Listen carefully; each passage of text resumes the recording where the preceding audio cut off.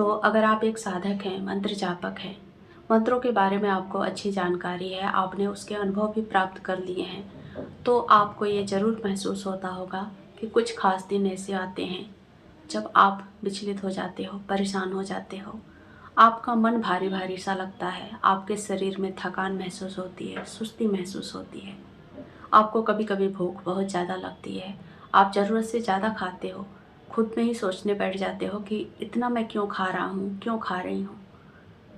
कभी कभी आपको नींद भी इतनी ज़्यादा आती है कि आप मतलब सोते ही रहते हो, 6-7 घंटे दिन में भी सो लिए, रात में भी सो लिए, आपको कोई फ़र्क नहीं पड़ता है। और कभी कभी वहीं पर आपके मन में उच्चाटन हो जाता है, आप सो नहीं पाते हो। या फिर कभी कभी ऐसा भी होता है जब भी सोते हो, जितना भी टाइम सोते हो, उस टाइम पे आप पूरे समय सपना ही देखते रहते हो। उन सपनों का आपको कोई मतलब समझ में नहीं आता, पर सपने कंटिन्यू आते रहेंगे। इन दिनों में जैसे अमावस्या, पूर्णिमा, नवरात्रि, होली, दीपावली, आप खुश रहना चाहते हो पर खुश नहीं रह पाते, आपका मूड स्विंग होते रहेगा।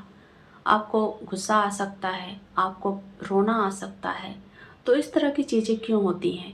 आम लोग इस बात को नहीं समझ पाते, पर जिनकी जागृति हुई है, अवेकनिंग हुई है, उन लोगों को ज़रूर इस बात से फ़र्क पड़ता है कि ऐसा क्यों हो रहा है। अब तक आपको महसूस नहीं हुआ तो इस वीडियो को देखने के बाद आप ज़रूर महसूस कर पाएंगे। तो चलिए अब इन सब के कारण को समझते हैं।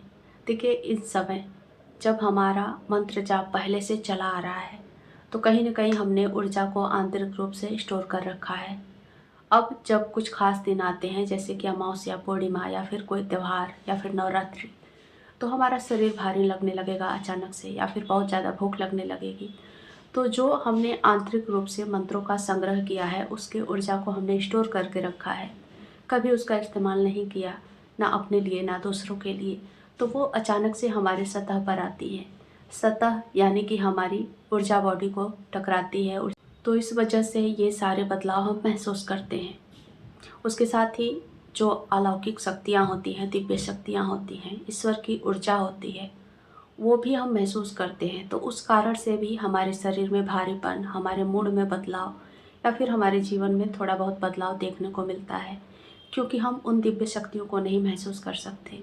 पर वो जैसे जैसे हमारे ऊर्जा क्षेत्र में प्रवेश करेंगी, हमारे शरीर से टकराएंगी, हमें छुएंगी, हमें स्पर्श करेंगी, तो ज़रूर हमारे शरीर में कुछ बदलाव आएगा। तो ये सारे बदलाव उन शक्तियों की वजह से होता है। तो इन सब से डरना नहीं है, आपको सावधान होना है, क्योंकि हम ये नहीं समझ पाएंगे कि हमारे साथ जो ऊर्जा जुड़ी है वो अच्छी है या बुरी है। क्योंकि अच्छी ऊर्जा भी हमसे टकराएगी, हमें स्पर्श करेगी, तो इसी तरह के लक्षण दिखाई देंगे, और बुरी ऊर्जा भी हमारे पास आएगी, हमें स्पर्श करेगी, तो इसी तरह के लक्षण दिखाई देंगे। लक्षणों में कोई भेद नहीं होता है, ये देखने वाले की आंखें समझ पाती हैं, हम और आप नहीं समझ पाएंगे। तो इसलिए हमें सतर्क रहना है। सतर्कता में हमें सुरक्षा घेरा बनाना होता है, और कुछ यज्ञ हवन किए जाते हैं। हवन यानी कि अग्निहोत्री किया जाता है कि जिस भी देवी देवता को आप मानते हैं, जिस भी देवी देवता का जो हवन जो भोग दिया जाता है उनको प्रिय होता है, उस वस्तु का थोड़ा सा हवन कर दिया जाता है।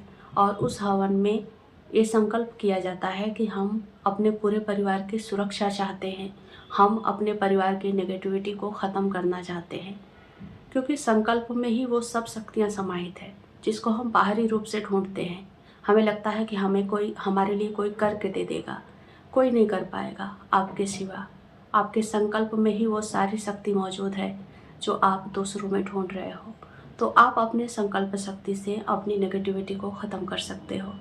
तो इसलिए इन दिनों में अगर आपको ऐसा महसूस हो रहा है आपके शरीर पर, आपको मन पर, तो इस तरह के छोटे से हवन आप कर सकते हैं, अग्निहोत्र कर सकते हैं। अगर आपको ये भी नहीं करना है, ये आपको नहीं पता कि किस तरह से किया जाए, या फिर आपके मन में कोई संशय है कि मुझसे कोई गलती हो सकती है, तो आप गंगा जल लेकर अपने जितनी भी खिड़की दरवाजे हैं उस पर संकल्प करके मंत्रों को सिद्ध करके, जो भी आप मंत्र जाप करते हैं उस मंत्रों से उस जल को सिद्ध करके, नॉर्मल जल भी ले सकते हैं, उसमें अपनी बीच वाली उंगली या फिर अनामिका उंगली को डुबोया जाता है, और फिर अपनी ही संकल्प शक्ति को उसमें डाला जाता है कि मैं संकल्प करता हूँ, मैं संकल्प करती हूँ कि मेरे घर के लोगों को, मेरे घर में कोई नकारात्मक शक्ति नहीं प्रवेश करेगी बिना मेरे अनुमति के।